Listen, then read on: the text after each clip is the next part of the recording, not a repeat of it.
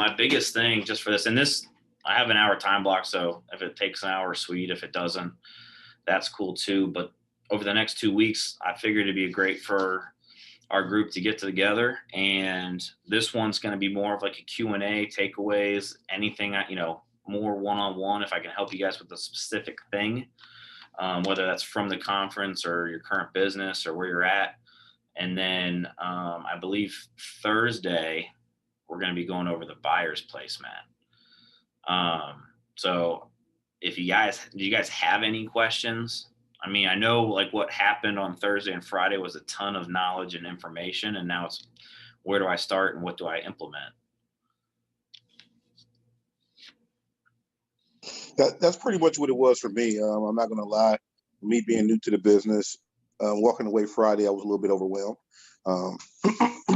Was looking at the things today. Did a little practice playing and role playing, just trying to get acclimated to everything. But that's where I stand right now. I don't know about everybody else.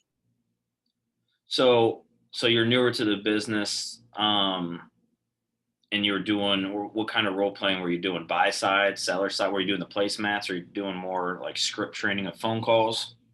I was doing the placemats. Okay. Took a look at the book this weekend. Just received the email of the different things that Andrea sent out last week. My email wasn't on that, but yeah. So me and Marlon were pretty much just doing the placemats today at the office. Cool. Do you have any questions or sticking points on it while you guys were going over it, or? I did, but Tom was there pretty much being the Mr. No. So the questions that I did have, I asked him, and he went over it with me as well. And he showed me some different techniques. Sweet. Yeah. Tom's been with NAEA for, 2012, I think is when he joined our team originally. And so the biggest thing like with those placemats is being 100% comfortable and confident. For us being expert advisors, I tell all of our agents, we believe deep down that we are the right agent because we are better than the majority of agents in our market. And, it's just going through that placemat, keep practicing it, get comfortable. You're going to use the terminology that is, on the placemat. You're going to turn it and twist it and make it, your own and normal for how you speak, every single day. There's going to be things that you would say differently than how I would say it. So the more you can practice and do, especially right now in the beginning, the easier it's going to be for you a year down the road. Welcome, Dee Dee. Thanks for hopping on. Danielle, did you have any questions or anything I can help you out with?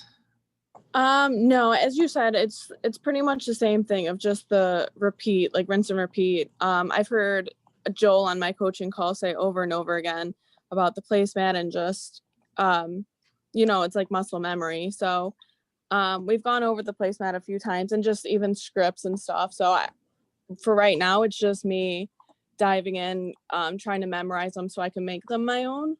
Yep. So as far as that, I don't really have any questions. It's just the act of doing right now. To feed off of what you guys are saying, like I sat through boot camp last year, and again this year, I've sat through a few listing appointments and done it myself. And it really is like, you can't sit there and go through every point on there in detail because it'll take 10 hours at a listing appointment. But making it your own and just constantly getting that practice and feeling comfortable it's gonna help tremendously. Yeah. And that's what helped me with the boot camp is hearing it over and over again, is that repetitiveness. Yeah, I tell our agents all the time, it's doing these small things that we don't want to do, that are foundational pieces to our business, that we always have to stay sharp on. And as you do more business, and my experience is the more stories or or analogies that you can bring up during those presentations, the easier it's going to be for the buyer or for the seller to understand exactly what you mean. So, if you don't have a lot of business right now, lean on stories that you've heard from your team, lean on stories you've heard from other agents, things along those lines. Because on like next Thursday, we didn't even talk about the boot camp, but one of the biggest things our team does is the Buyer's Advantage program. And, I think that's a game changer for a lot of agents within the NAEA training, because that just breaks down what value you're going to provide, your buyer on the buy side. So welcome everyone. We're pretty much doing a Q&A today, kind of like a recap, any sticking points, any questions from the 2-day boot camp. I kind of want this kind of be a little bit open, so feel free to chime in, help each other out. The biggest thing is, we go to events and then we come back and we don't implement anything. So that's why over the next 2 weeks, we have a couple different trainings. I want to make sure you guys are putting some pieces in place into your business, and that $200 was actually worth, you guys coming to the boot camp. So if you guys have any questions, feel free to fire away and we're here to answer. I have a question. Sure. And please remember, I am brand spanking new into real estate. So my first question is, weren't we supposed to get certified for this? Are we supposed to have some type of certification or no? I actually just reached out to John Kitchens and Joel for that, for the next steps on receiving those and sending them out to everybody. Oh, awesome. Okay. And then my other question is if we're meeting with a buyer or a seller, actually particularly a seller, and they say, hey, can I get a copy of that? How do you answer that? Because I'm sure we're not supposed to give copies of our placemats out. Nope. Go ahead, Andrew. Go ahead. I was just going to say the whiteboard video is going to be your best option for that, because it kind of explains everything. Okay. Yeah, so you have the whiteboard video, and part of that too is your scripting of, this is why you want to choose me. Like, this is not information that the general real estate public has, right? So if you want this type of information, if you want these things, then you got to use me. And if you don't, then you're not getting it. And another thing that we do, Joel touched on it a little bit at the boot camp. It's called the white papers. It's kind of just follows along with the whiteboard video, and it just kind of explains like our process and the things that we touch on without just like giving away all of our strategies. Okay. And have you guys ever had anybody, like a seller, say, well, I want you to put in writing that you're going to do all this stuff for me? And then how do you handle that? Tom, and you can chime in too. On our team, we have 2 different documents that we add to our listing agreement. One's a VIP marketing document explaining exactly what we're going to provide on the marketing side of it. And we have a listing addendum as to what exactly they're going to get as a client of ours. Okay, I'll check with Mike on that then. Thank you. And that's like something that, so, the NAEA, the placemat, that's the value add of your listing presentation. Like the marketing and things like that, you can add extra incentives to your clients through this process to help you seal that deal even more. So like, for example, like paying for photography, right? Paying, like we do that. Or if you wanted to pay for, you could set up to where you pay for the consultation with the stager. Like we have a trailer that any of our clients can use. So part of the NAEA, what they coach and what we didn't go over is raving fans. right? All of your past clients, you want to turn them into raving fans. And raving fans are people that come back to you and refer you business. So how can we provide more value than the next agent to all of our current clients that we want repeat business from? So next Thursday, when we go over the Buyer's Advantage program, we'll talk about what can we provide buyers to decide to work with us. You know, guaranteeing home warranties. Hey, if I can't negotiate for a home warranty into this contract, even in this market, I'm paying for it out of my own pocket, because it's super important for me as your agent to make sure you're covered the first year in the business, or sorry, the first year you're in the house, because there's always something that's going to break. It's just, that's what home ownership is. Now, we got to get you then comfortable enough and confident enough to be able to negotiate that home warranty into every single contract, because a real estate transaction should never die over $500, $600, or whatever home warranties are in your market.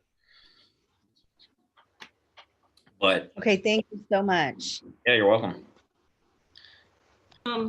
My only question I had, hey everyone, John, I was informed when I got back from someone that you have to renew every year for your certifications or it will expire. Can you elaborate on that for me? Good question. I do not know, but we can get that answer for you. Well, Great answer, John.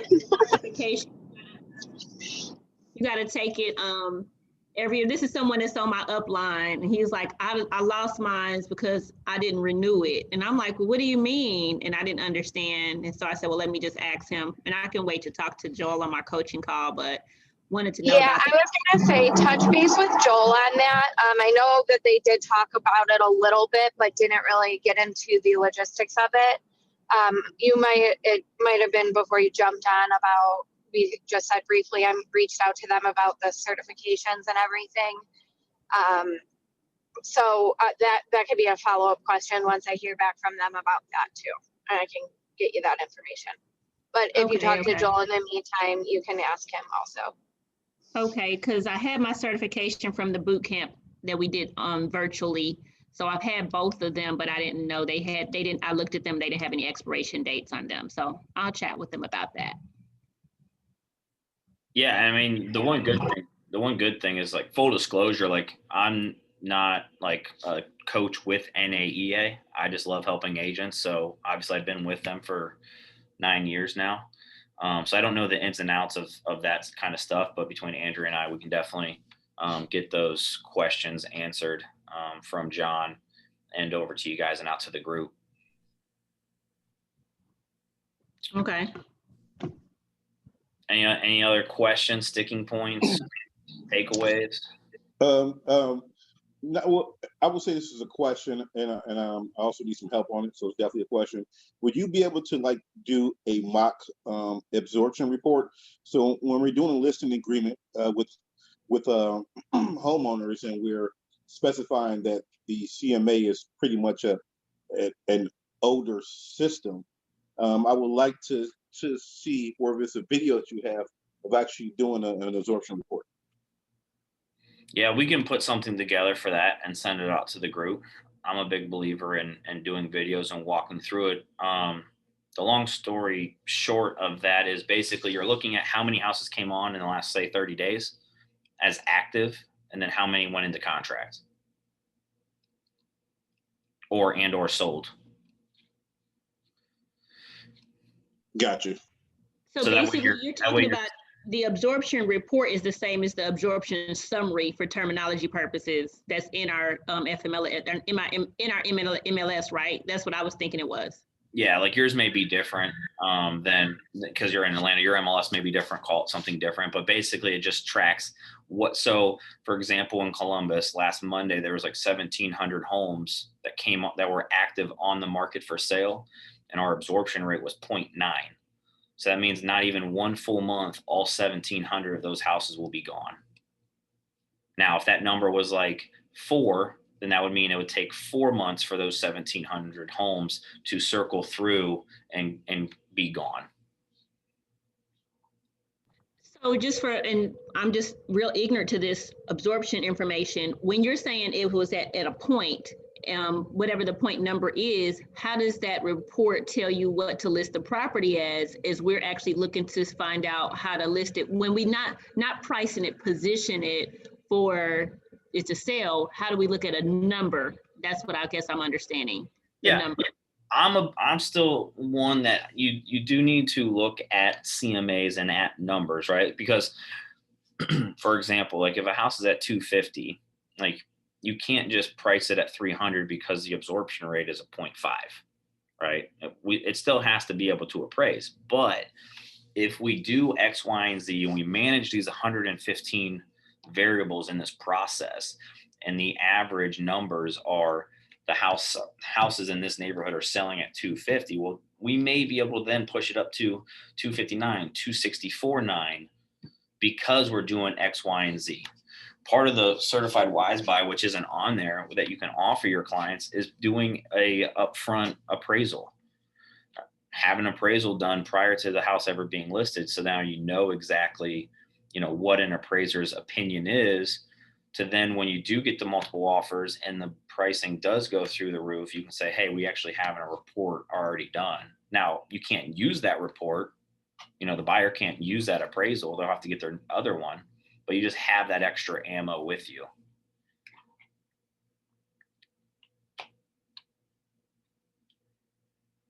So the other thing too was, John Kitchens was saying that we should increase our social media numbers. And so I went on to Facebook, and I don't have 5,000. So I just started really friend requesting people that do not know me for a certain target I want to hit. And I've gotten all these inbox messages like, who are you?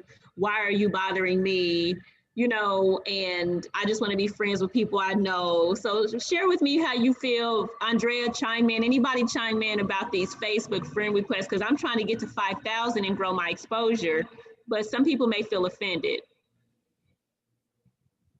Andrew, you got any tips? Sorry, I got in the car and had to switch back. I agree with you that some people may react like that. Are you messaging them on Facebook as soon as they accept, or when you request them, or are you just sending requests and you're getting these messages? I'm just sending requests, and then they'll inbox me and say, how do we know each other? And then the conversation starts like that. Okay. I don't know if you're very active on LinkedIn or not, but I would almost approach it as a business approach, but without selling. Just saying, I'm a local real estate agent. I'm trying to connect with people in my area. And I saw that we had a few mutual friends or something. And ultimately, you're going to have those people who deny you. It's just like weeds or like a newsletter or something that people unsubscribe to. But I think most of the time they're not gonna, unless it's just you catch someone on the wrong day, then they might get frustrated. But I think if you approach it in that sense, and that you're not necessarily trying to sell them right now, but maybe down the road, if you are constantly posting about this stuff, then they'll think of you when it's time for them to buy or sell. Right. I did respond like that, Dre. I really understand. And thank you for that feedback. I did let the lady know that I said I provide great content and not just for business. Like this month is Radon Awareness Month. Some know it's a silent killer, but never have gotten their homes checked out. And I provided that content for this month's post. So, and she, at that point, she still didn't accept my friend request, but she read it. And I just wanted them to know it's not always about selling, Right. it's about providing great content and quality information related to our industry. Yeah, exactly. And I would just keep forward with that. I mean, I think it's a great approach. And like you said, just providing that content and those little tidbits. At least they read it. And if she wants to accept you, then she does. If not, then we just move on. Yep. Like Kitchen said, it's just math. The more people we can reach and touch, the numbers will make it, will work themselves out. The biggest thing is the consistency behind it. A lot of agents, myself included, are inconsistent with the social media posts because It's, do I post it on TikTok? Do I post it on Facebook? Do I do it on LinkedIn? Do I do it on Instagram? So yeah, I mean, for me, it's, if anyone knows me, I follow Gary Vaynerchuk a ton. If you don't know who he is, follow him, listen to his podcast, get his books, but he has a book called Jab, Jab, Jab, Right Hook. And basically he does social media marketing, and it's, the idea behind it is give value, give value, give value, give value, give value, and then ask for business. How does that make sense in our real estate world? Go into a subdivision or a suburb Facebook page group, and anytime someone says, hey, I need an electrician, or I need a babysitter, or I need so-and-so, or I need a plumber or a roofer, you're the person that's always providing that information. You never talk about real estate, you never bring up real estate, but you're always that person in those communities, in those Facebook groups, and you're providing that value. And then when someone says, hey, does anyone have a real estate agent? You've already provided, you've already given to the community. Now you can go in and ask for business. You know, like today, I just sent out a message to, you know, all of our agents. I live in a town called Pataskala. About a year and a half ago, I posted in there, hey, I've been living in Pataskala for a year and a half. I don't know any real small local businesses.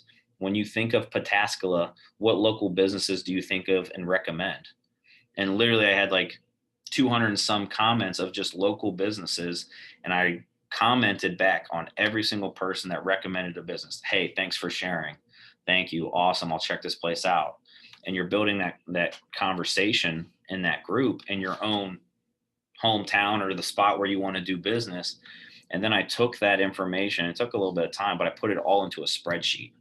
I think at the end of it, there was like 90 different businesses. And then you turn around and you say, hey, if anyone wants this spreadsheet of these local businesses, let me know and I'll email it over to you. So now that's your list, right? If anyone ever says, hey, I need a plumber, boom, you go and look, hey, so-and-so's here local, or this company's local, or this company's local. Love that. I was gonna say too. Oh, sorry. Go ahead, I was Jay. gonna say too. Hey, everybody, miss y'all. But for me, like I'm starting a little like series tonight, I guess you call it. So I paid for Facebook like to boost my post basically, to get likes to my page, just to drive it. But I targeted neighborhoods where I know I want to buy and sell in, and so that was one way to do it. But I'm starting a series where I'm doing like a little videos called like, where I'm basically showing the town I sell in. So I'm going to the landmarks in that town and showing like, hey, this is this awesome restaurant and, this area, or hey, this is, the Riverwalk, or hey, this is that. And just showing around my town, because I live in Kent. So we have the, Kent State University and all this other cool breweries that are coming in. And so it's not just like people are going to see it.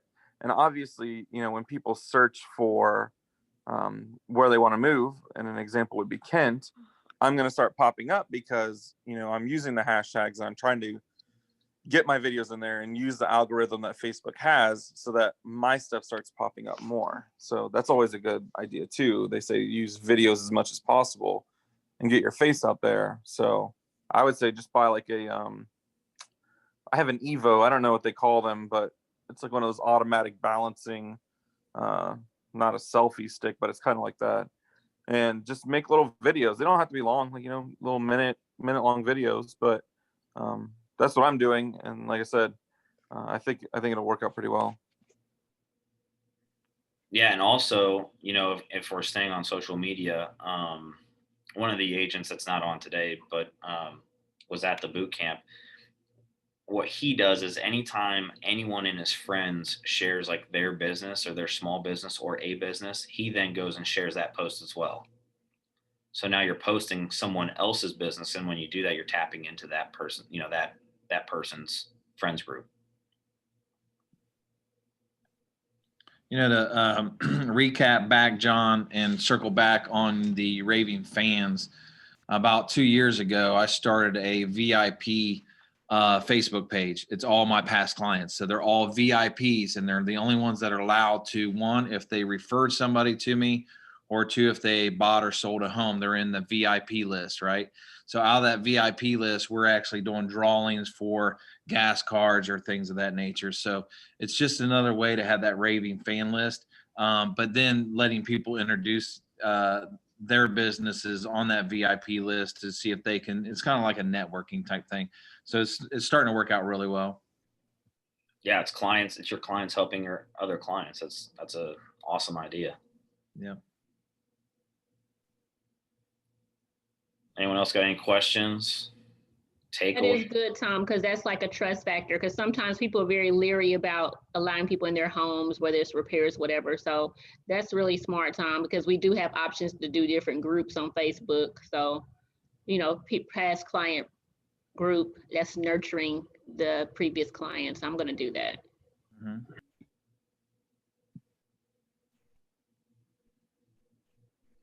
Anyone? Q&A? So let's circle back to the certificate. Is that certificate, Andrea, is that something that is emailed out? Because I have, I think I have another agent, actually 2 agents that joined NAEA, the boot camp. They're not here. Is that's something that's going to be emailed to them as a certificate format?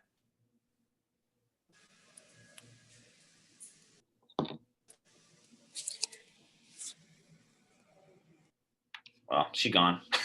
We're gonna get with, I don't know if you were there, we're gonna get with Kitchens. Okay. She's in the process of getting with him, and then there will be something that you guys will be able to market and things. Personally, like I don't know what that is, but we're in the process of getting that.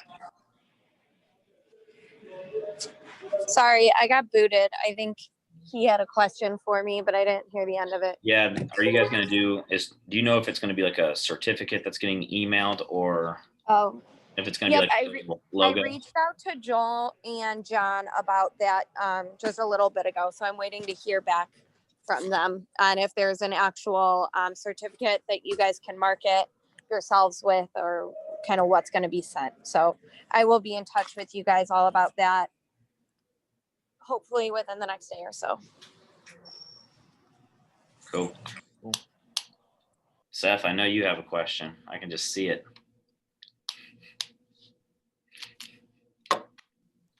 Yeah, no questions yet, man. I really enjoyed the training. I think so far there's been some great questions that kind of recap what's been going on and are extremely helpful. I know as soon as I left that day, I put 2 houses in contract. So I'm excited to keep using what I learned to give my clients the best experience. That's awesome. Congratulations, Seth. Congratulations. That's what we want to hear under contract. Thank you. I appreciate it. So I just have a question just in general. When I got back, I was so pumped up, encouraged about the information I received. And so with EXP, I'm a certified mentor. And of course, I have some agents under my rev share group.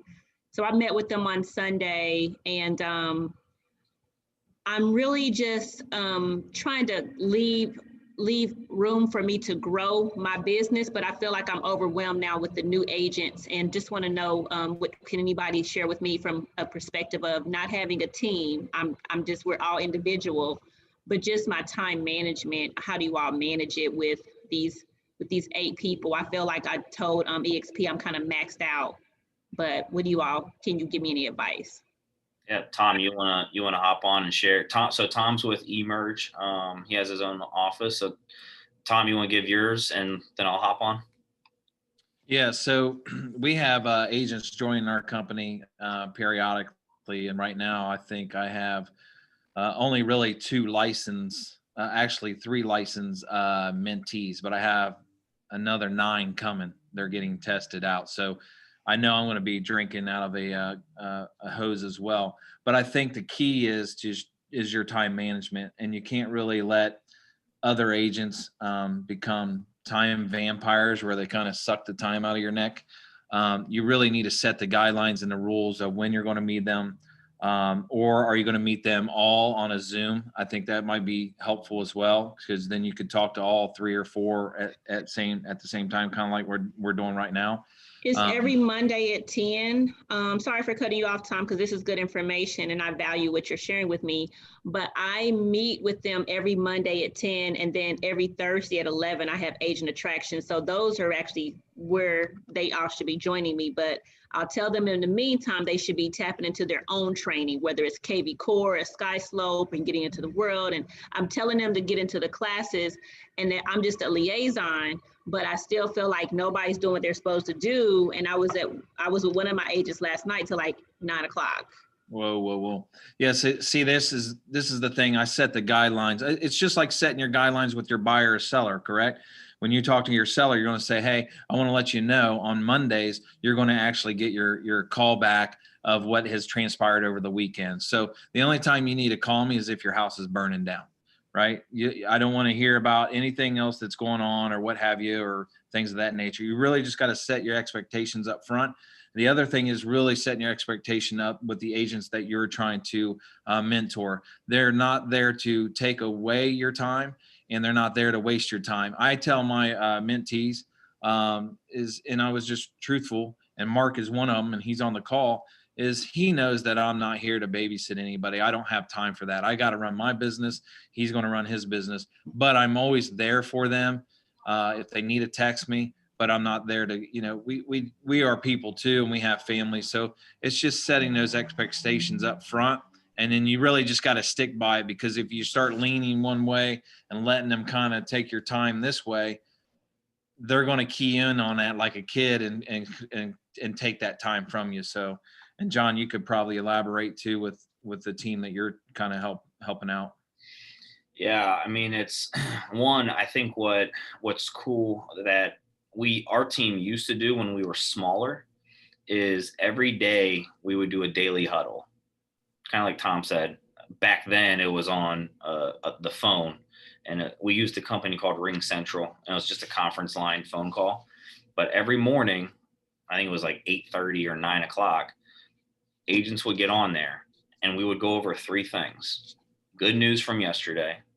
What are your sticking points from yesterday? And what are you doing today?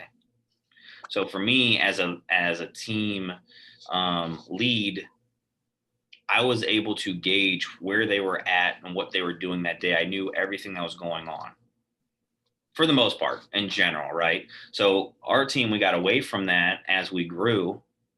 But I really love that idea and that concept, because one, you're starting off the day, great news. Hey, what did you do yesterday and it could be personal and it could be business, anything. What's your sticking point? What was a sticking point yesterday? And then what are you doing today? What's on your agenda today? Because then you can tap in and say, hey, like, I think you really need to focus on this, or I think you really need to focus on that. Second, like Tom said, you're setting expectations. I'm not here to track you down and babysit you. So what I tell agents, for me personally, this is how I operate. I don't sell anymore. This year, I'm not selling anymore. It's, if you give me 100%, I will give you 100% back. If you're going to give me 50, I'm only giving you 50. And if you give 20, I'm not even bothering, because I don't have the time. You guys are still selling. So you have to walk that line of mentor and real estate agent. For me, it's a little bit different. I'm just now mentor and coach. When I was doing both, it's a fine line to walk. So that's where you have to get dedicated to your calendar. In our business, outside of a counter offer, outside of getting an offer in, by a deadline for highest and best, most things can wait an hour or two. So set up your day to where, like, maybe you do your daily huddle at 8:30 or whatever you guys start your day, 8:30, 9 o'clock in the morning. It's only going to take 15, 20 minutes, 25 minutes max, depending on how many people you have. And then maybe you do 2 check-ins with everyone throughout that day. Or maybe it's 1 check-in. Hey, we're going to do another call at 3 o'clock. All right. So now you keep a pulse on it. But at the end of the day, in our business, the agents, they have to have that self-motivation and that self-drive, because if they don't, we can't do it. We can lead the horse to water. We can't make them drink. So you have to just set that expectations up front, and the cream will rise to the top, and those that don't won't. And that's just the nature of our business. And that's why a lot of agents fail, because it is hard to get up every day and stay accountable to yourself. That's why people don't go to the gym, myself included. You know, in real estate, it's the same thing. You got to do real estate and income producing activities every single day. And then, like Tom said, they're not going to suck your time away. They're not going to get in the way of you doing your business, but they should be like the fly on the wall, watching everything that you do. They should be following you around. You know, if you go on a listing presentation, take one with you and just introduce them to the seller. Like, hey, this is my buyer specialist, or, you know, this is my assistant, or whatever. And then they just sit there and they just listen, you know. But it's a fine line, you know. They have to meet you where you're doing in your business. Yeah, kind of going off what John said also, like we do a morning huddle every call as well with the same talking points. And we kind of see who is dedicated enough to come on that call every morning at 8:15. And we even have certain consequences if you don't get on the call. If you're on deal day that day, which means you're getting all the incoming sign calls and whatnot. If you're not on that huddle, we know you're not committed to that deal day. So now it goes to someone else who's on that huddle. And just like he said with the calendar, so that they don't vampire your time. Like Mika, for example, when you have to talk to Joel, you got to jump in his calendar. And like John Kitchen said, he doesn't let anything get in his calendar without his permission. So if you see one certain agent starting to vampire your time, block out those calendar times when it's your time, it's your business time. And even if you have to do it a couple hours beforehand, if you got to go on a showing or write a contract or whatever it might be, throw that in your calendar. That way, when they try to put time in your calendar, it's unavailable. Thank you for bringing that up, Andrea. Speaking of the calendar, like John Kitchens was saying, when I got back, I was trying to make sure that my Calendarly link I'm using Wix for my website, and I don't think it's mirroring I don't think all my calendars are mirroring. So you can go onto my website, make an appointment, but I only see that on an email. It's not going into my Google Calendar. Is that something that you could probably tell me I can get that merged, or what should I do to make sure that the people making appointments for buyers and virtual consultations are going to my calendar, my Google Calendar? So I'm not super familiar with Wix, but I would imagine for as advanced as that is, that they would be able to merge your Google Calendar and say, I know Calendly does, because I use Calendly and it connects to my Google Calendar. So as soon as I put something in my Google Calendar, it's going to block that time off in my availability on my Calendly.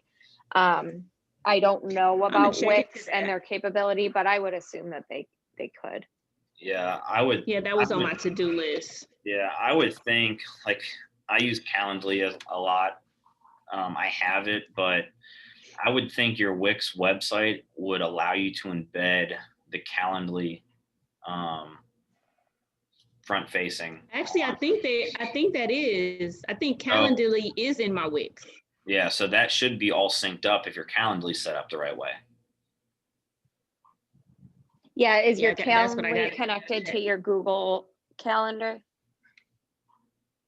I contacted the girl today. It's not, and she's saying it's not because I had Nick Krim make the card, and she says, Mika, you got too many links going on connected to your calendar. So I got that with Nick, and then I got my website, and I'm trying to get it all going to one calendar. And I think that it's a gap in what it's doing. Well, I think what you need to do is just commit to what software you're going to use to link your calendar.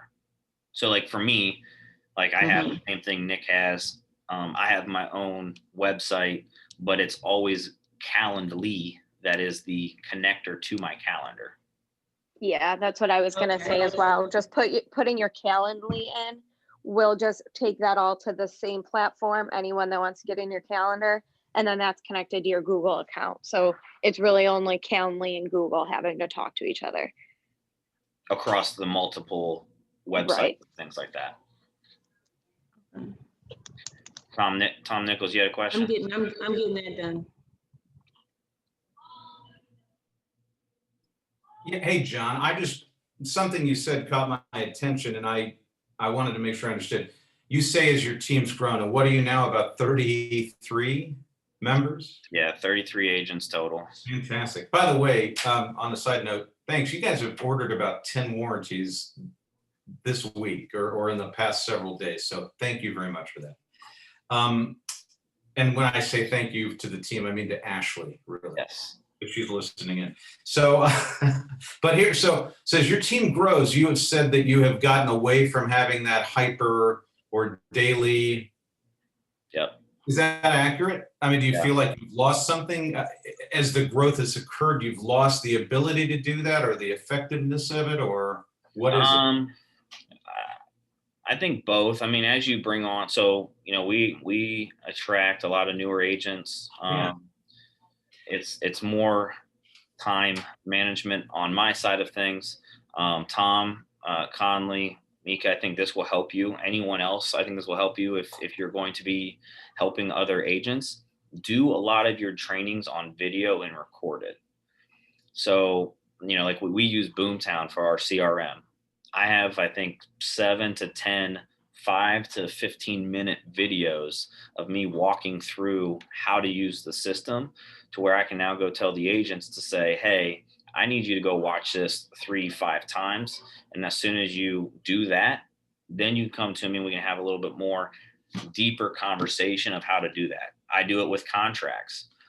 Here's the contract. Here's every section. I go through it. Here's what section 1 means. Here's what section 2 means. And I have them watch that video. And then what I do is when they get to the point of writing a contract, I've moved the Zoom's like my life now. So I moved to Zoom. So now what we do is when they go to write a contract, I just have them share the screen and I make them fill it out. And I literally will walk them through each section and how to do it. Because agents, us as humans, we learn as we do, right? And if we can get agents doing more real estate faster, that's the whole key, right? Being in real estate and doing real estate faster, so you're learning faster. So we got away from the daily huddles. It's just once you get to 30 people, now you're kind of like, I got to do like 2 different ones, 10 on this one, 15 on this one, or whatever. Right. Me personally, I meet with every single agent once a week for a minimum of 15 to 30 minutes. So and we just do a business audit. We talk about how many buyers are out currently working, how many buyers they have in the next 12 months, how many sellers they brought to the market, how many future sellers they got, how many people they've identified in their sphere of influence, how many people they've identified what we would call a top 100. Top 100 is anyone who's looking to buy or sell in the next 12 to 18 months. So now I'm going to be able to see what their pipeline looks like. If your pipeline is only 15, 20 people, you're not going to convert all 15 or 20. If your pipeline's 100 and it's a legit 100 people that said, hey, I'm looking to do something in the next 12 to 18 months. Well, out of 100, you're probably going to have 20, 30, 40 transactions, depending on how well you convert from there. So for me, it's more of a one-on-one business, because as a team, we're a business. As an agent, you guys are your own business owner. So let's do a business audit of each other every single week. And Mika and Tom Conley, I tell agents I have certain things that I want to see you accomplish and do, but you also have to hold me accountable for the expectations as the coach, the mentor, or whatever. If I'm slipping on my side of things, I want to know about it. Right. Well, it seems like what you're doing is working. My team has grown over the past 4.5 years since I came to Choice, and we started from a small group of about a dozen when we started to almost 50 right now. And so probably some of the same issues in regards to bandwidth and the ability to do some of the things that we used to do the way we do them now. So part of our evolution has kind of been to create teams within the team. Yep. And that's all I was getting at. I was just curious about that, or had you thought about that and kind of creating some leaders amongst the group, some more experienced folks to go with the newbies, for lack of a better term? Just a thought on that. Yep. And I think the biggest thing that you can do is build a community of people that want to help each other. You know, a lot of agents on our team were brand new. I would say maybe 4, 5 were licensed and sold houses before.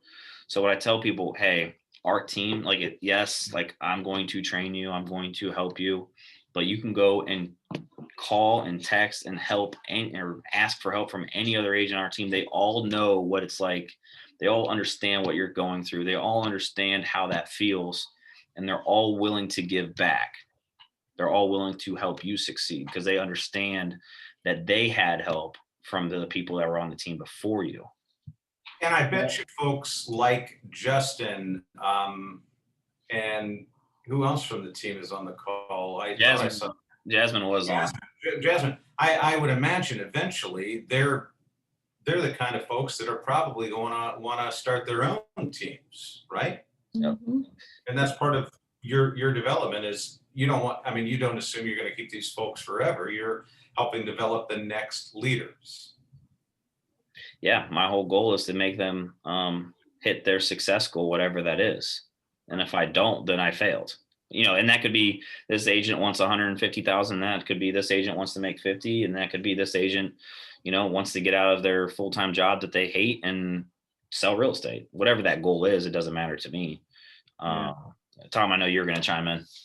Well, I think what we have in our company is it's a little bit different. It's not too much different, but we have over 15 mentors in our company. So I'm just happen to be the mentor of the office that I'm at right now. So one thing that we have done is our agents are very, very good on responding where I don't have to respond. So we have our own separate Facebook page.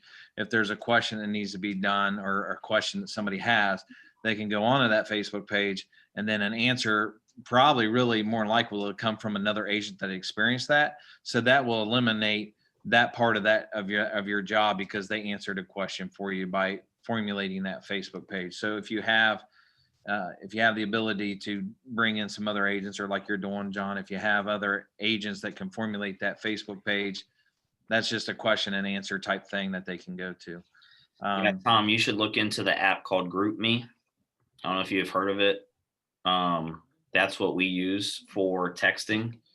It's easy to add and remove people from it, so you're not really doing new text threads every single time.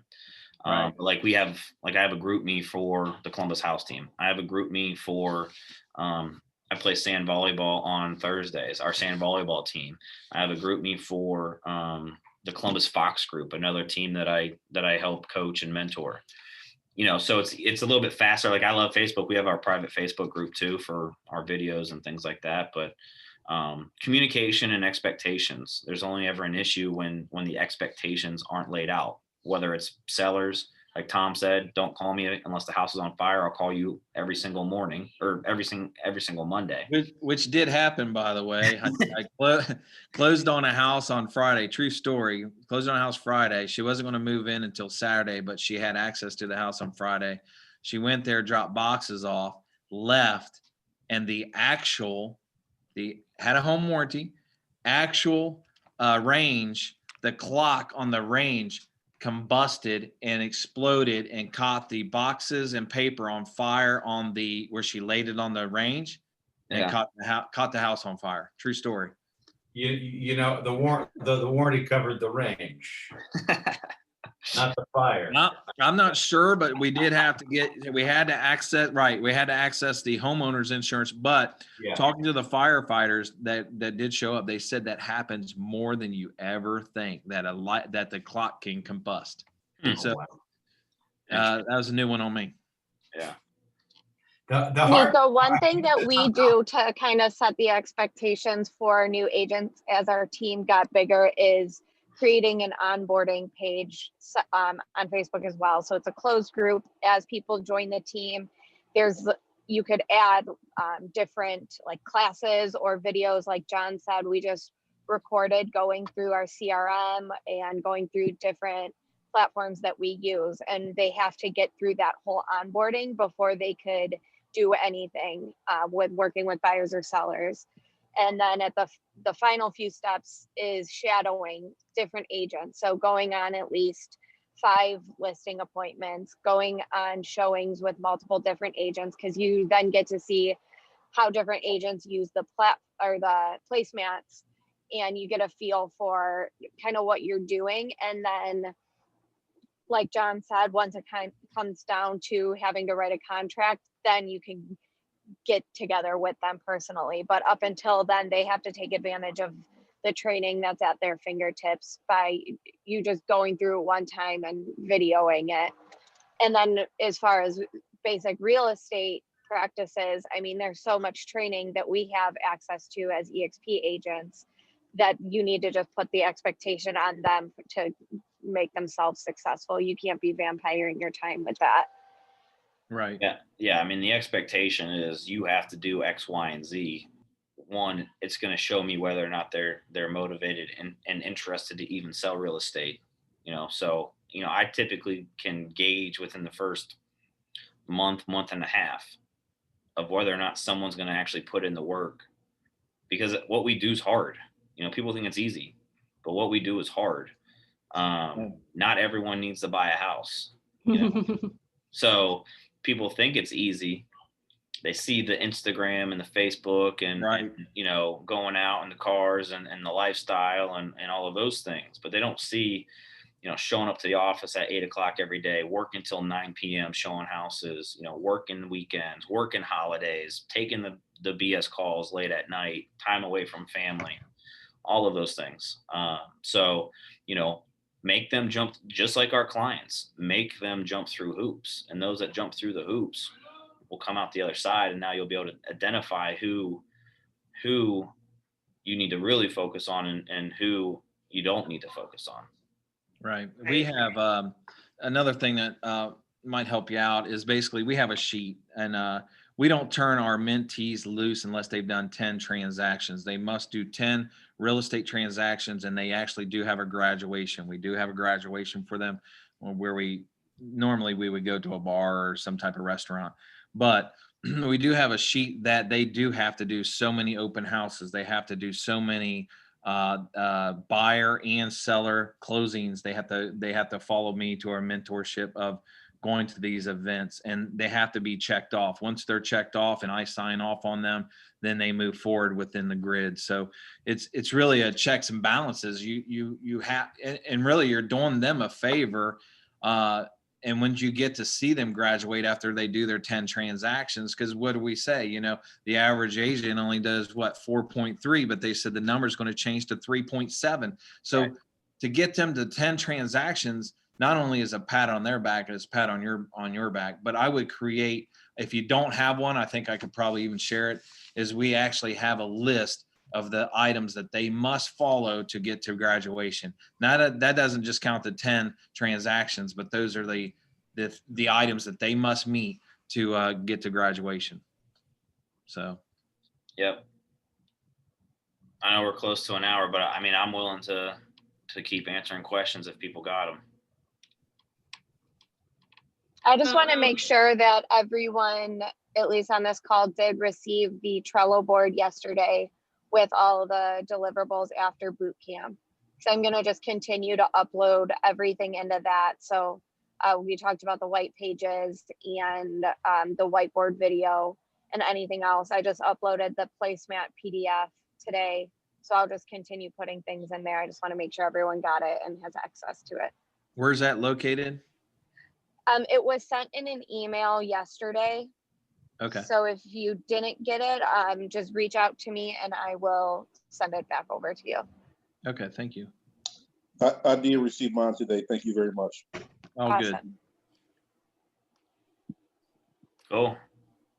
Dee, the whiteboard information will be uploaded today. Yeah, and Tom, I don't know if you can do this. Dee wanted to know if she can get that list that you guys have. Yeah, let me come up with that. I'll probably have to send that to maybe you, John. Yeah, you can do that. Because I don't have Dee's information or anybody's information. So yeah, you can do that. We can get that out. All right. Cool. Anything else? Really appreciate you, Tom, sharing that information. Thank you. Yep. No worries. Awesome. I think, just so you guys know, I think Thursday, 3:30 to 4:30, we're going over the buyer's placemat. So review that, go over it. We can role play it. If you guys have sticking points, we can talk about it. If you want to role play it, that's what Thursday is for. Yes, Tom Nichols. I just want to say something about that placemat. I've seen that placemat in your office for how long? A year, 2 years? How long have you been 9. using? Well, we've been with NAEA for 9 years, so it's been around for 9 years. Okay, my gosh. So going back way, however long it's been, but I've never really given it much notice, I guess. And when I was looking at it and heard everybody go, I was just absolutely and utterly impressed with it. I just wanted to mention that. And I know you were just talking a moment ago about how much nobody really knows how much time and effort you put in to being successful realtors, and I totally agree with that. But hopefully, I assume you use that placemat and that process as part of how you do your presentations, and I would think that would radically simplify things, at least in that one-on-one that you've got going on, or two-on-one with buyers and sellers. And I just thought I'd tell you how very impressed I was with it. That's it. And hopefully everybody who is also new to seeing that and reading that embraces it. That's all I would say. And secondarily, I hope it's okay that I got onto the call today. I was just really interested in listening and learning more, because I was so very impressed with the with what I saw when I was at the boot camp. That's it. Hey, we're all a family now, and we're all here to help everyone succeed. I mean, that's the beauty of real estate, and no one's reinventing the wheel of selling real estate. It's taking pieces from someone over here and someone over there and implementing it into your business. And if you want to look at the placemats as something that's very simple, especially on the buy side, most agents aren't even asking their clients to sit down and learn about the process. So just by you doing that, you're separating yourself from your competition and from what NAEA calls AFAs, average frustrated agents, because you are the expert, you have a process. I view myself in the same lines as an attorney, as a doctor. The goal is for your client to listen to you when they say, hey, what should I offer? What should I do here? How should I do it? But they only get that trust from you by you making them go through the right steps, and by you making them jump through hoops so they're listening. It's the small things that if they do listen to you, that will add up to when it is time to go 25 grand above list price, they don't question you. They listen to you. When it is time to negotiate that remedy document and they're like, well, I don't know. And you're like, look, X, Y, and Z is okay. These things aren't a big deal. These things are the big deal. I think we can get it done here, here, here. They're not questioning you. They're not thinking that you're not advising them the right way. So keep practicing on it. View that placemat on the listing side and on the buy side as a way to separate yourself from the competition, and it's setting you up for success when you get into the process of the contract. If you guys have anything in between or think of something, I think everyone's on that email. You can email, or you just save it for Thursday, and we can go over it then. Hey, John. Yes. Really quick, I just wanted to take advantage of having some mastermind veterans on this call. And I know you guys don't have a crystal ball, and I certainly don't want to get political. I just want to ask, as a new person entering the field, what do you think the real estate landscape looks like for this year? Is it going to be a great year? Is it going to be, I don't know, like if a newbie like me comes to you and says, hey, John, what do you think the year looks like in real estate? How would you answer that? Again, I know you don't have a crystal ball. You probably won't like it, but I don't care what the market's like, because I'm going to sell real estate regardless, and I'm going to pivot to whatever I need to do in order to make that happen. So look, the aha for me this year and our team when coronavirus happened and Ohio shut down for 2 weeks or so and everyone was in limbo and didn't know what was going on. I went back when I started in real estate, it was 2011. So we were still in it, but we were coming out of it. And last year, our team, it was the best year ever. We did 240 some transactions. And I was like, okay, cool. If COVID really is what everyone's saying it is, and our markets are going to be shutting down, I want to go back to the historical data of when I got into the business, when everyone says it was a crappy market. And I wanted to look to see how many homes sold in that year. So I went back to 2011 and I looked. In Columbus in 2011, there was 20,000 houses that still sold in quote unquote a bad market. Our team did 240 something. That was like 1% market share of our market. And that right there was like, real estate's going to happen, whether it's a good market or a bad market or anything. If it's a bad market, guess what? We're going to be dealing with more foreclosures, more short sales, more investors. People are still going to need a place to live. People are still going to be buying real estate. You can't have the ego and say, I'm not working with a so-and-so type buyer, or I'm not working with a so-and-so type seller. People hated short sales. Short sales are terrible. Dealing with auction properties and foreclosures suck. But if you pivot with the market, you can still survive. Yep. Some agents don't want to pivot, and it's their ego getting in the way. Right. So what I would tell you is it's more of a mindset. And if you just stay focused on how can I help more people in real estate, the rest will take care of itself. There's still plenty of houses out there.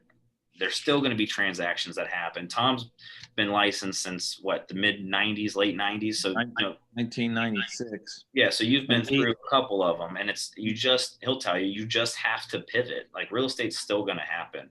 And when we did that, when I found that out, because obviously for me going through 2011, 2012, like, it was fine. I did okay.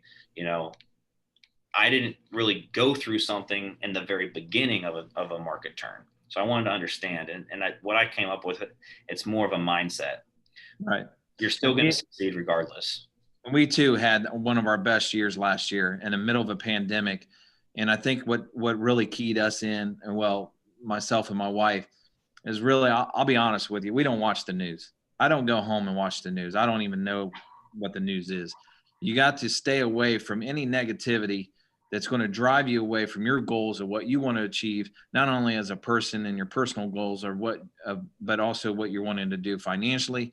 And you really need to get away from the naysayers and just get away and just grind. It's grind. You got to work. There's no ifs and what's about it. You just got to grind. You got to figure a way and make it happen. If you have, one of my newer agents said, you know what? I said, you need to order some more business cards. And she said, no, I got about probably 200 left. I said, why in the hell do you have 200 business cards left? You should have not one business card at the end of the year in your possession. I mean, we order a couple thousand business cards, and I don't want one of those business cards around the office. So you just got to grind. Don't listen to the naysayers. Don't listen to the he say, she say. You just get up and you do your thing and just stay focused. Yep. And stop watching other people on social media. Right. And find someone, that's the great thing about, people in this group, people that are hopping on these,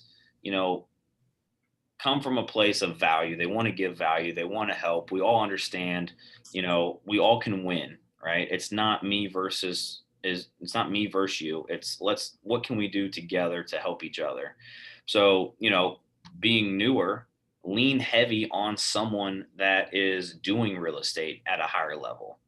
I always think of this: have a coach, have someone that's on the same level as you, someone that you can talk to that's going through the same mental roller coaster up and down of real estate. If you sold 10 houses last year, find someone that sold 10 houses last year.